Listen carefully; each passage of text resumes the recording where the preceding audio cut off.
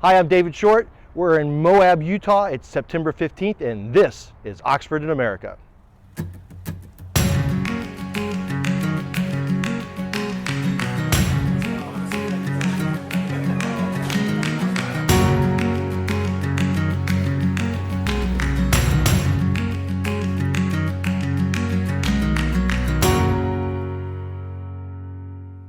Hello, and welcome to this episode of Oxford in America. We are 16 days and 2,100 miles into our journey. Utah is the fifth state of our cross-country trip and the home of the town of Moab. The town was originally settled as a trading post, then experienced a mining boom with the discovery of uranium. However, the mines are now all closed, and the town has had a resurgence as an outdoor recreation haven, especially known for its off-road trails. One of the great things about Moab for our expedition was this was one of the first times we were able to meet up with a crowd of enthusiasts. Our trip to Moab was supposed to coincide with Colorado's Sully Hole Society's annual rally, but the event was officially canceled due to concerns for COVID. Still, a few folks made the journey out so they could spend some time in the outdoors and to meet Oxford. Never too shy for the camera, Oxford took some time to pose for some pictures with some new friends.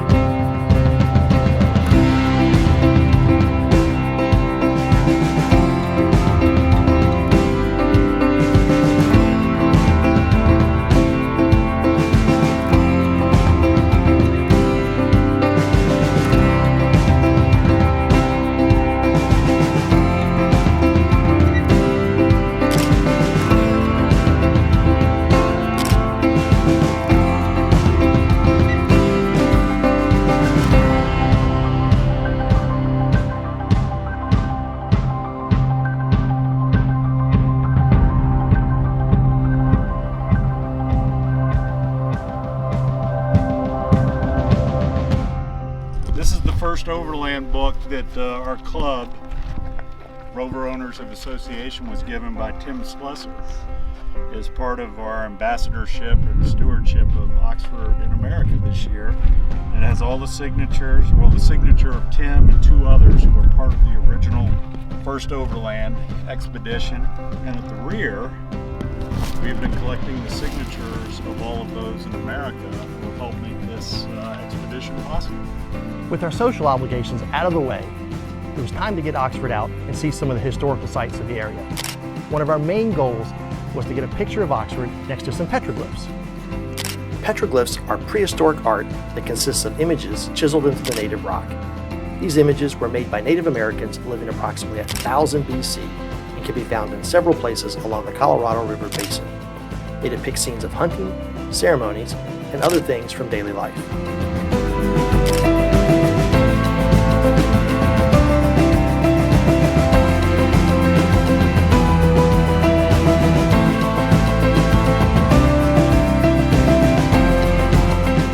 As a bonus, we stumbled across a site that had some fossilized dinosaur tracks.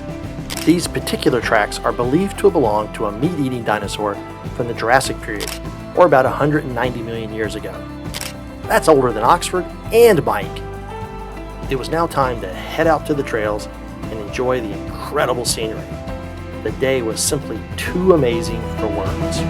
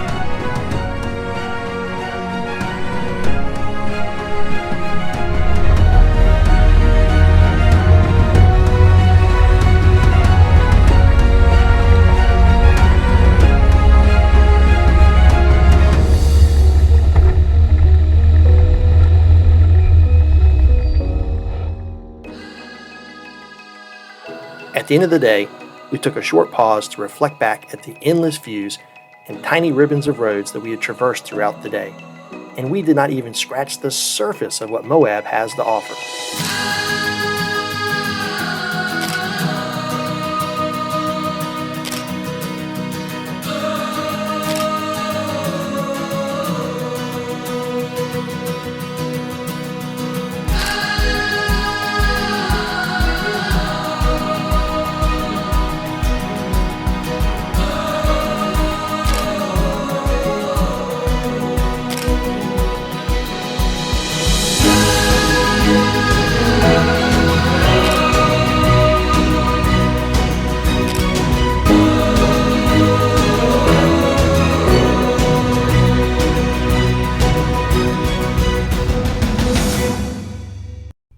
The next morning, we left Moab and started out toward our next destination, Colorado. But we didn't get too far before we ran into a spot of trouble. That brings us to this episode's Oxford Repair Moment. Mike, I heard there was a clicking noise. Yeah, a big bang was more like it. We were leaving Moab on a gravel road, and this bang, and that was it. It was definitely opportune. But the crazy part was David Short had heard that there was this guy down in Moab that had series parts, and he had just heard that Oxford was coming through and said, hey, should you need a part? Well, this guy we discovered was called Cosmo, and he was the proprietor of Capricorn Services, a repair and fabrication shop. In an unbelievable stroke of good luck, Oxford broke down just 7 miles from his shop. We were not exactly sure what was wrong with Oxford, but we narrowed it down to something in the rear axle. We knew Oxford was not driving any further on her own. It was time for our friends to rally to the rescue. First, we sent a detachment to Capricorn Services to pick up a trailer to recover Oxford. Nothing could have made Bob prouder than to recover Oxford with his brand new Defender. Laying in the desert, in the sand, out in the middle of nowhere, was the differential we needed. So, one team quickly went to work disassembling and cleaning axle parts, while the other team started to tear into Oxford to see what was wrong.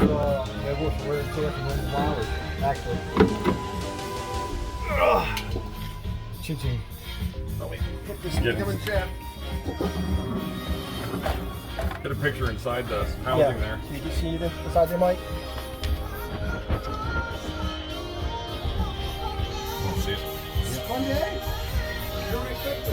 Oh, Jesus God. You got it? Yeah. Once we had the differential removed from Oxford and sat down on the bench, we could take a better look at it and see the damage. We're not sure how it happened, but the center pin slipped out of position, causing the internal parts of the differential to become misaligned. The results were a broken carrier housing and smashed spider gears. This differential was ready for its new career as a boat anchor. We're going to have to replace the entire differential.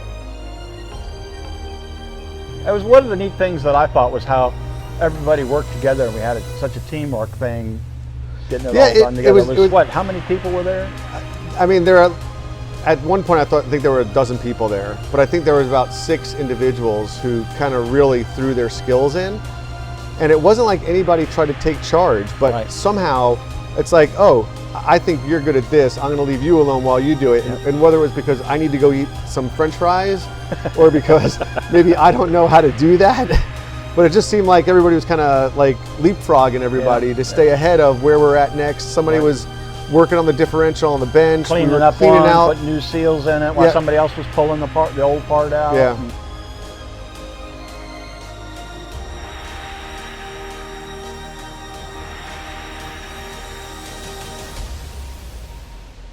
There was definitely some McDonald's involved. Yep. Everybody teamed it up and worked on it together, and within just a few hours. Well, there was the few hours minus the why do we have a leak? Oh yeah. from the rear differential. Yeah. And I think the guiding light was the light that was shining through the differential. Yeah, when you pull the differential out and there's light shining through from the other side, that's a bad sign. And that's when Mark jumped in and started using his a little bit of his brazen skills. Right.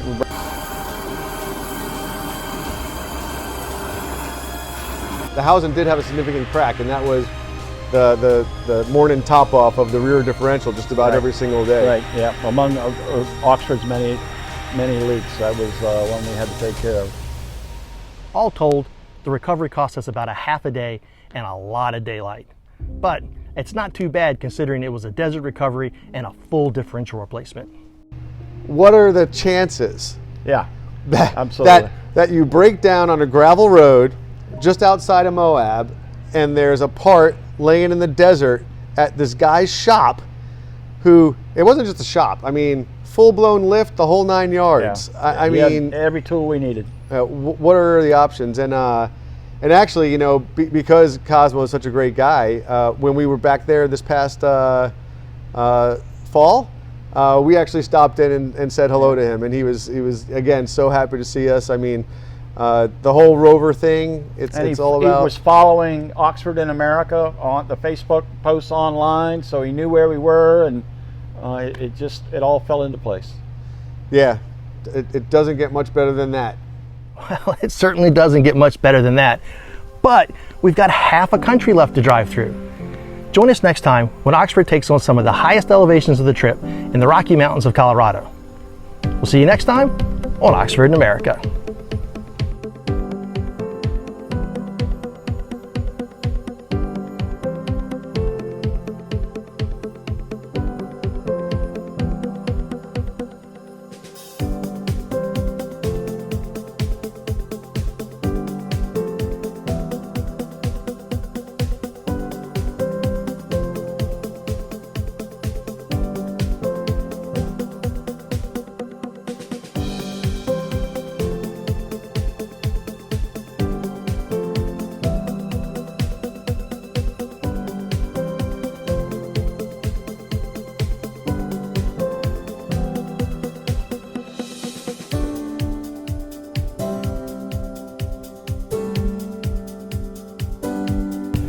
Daggone it, I've got Wait for your cue. I'm Mark Arrington from Virginia, and here we are with the Oxford expedition in beautiful Colorado. Except we're in Utah. I haven't had enough coffee. I'm done. Delete that one. I'm done.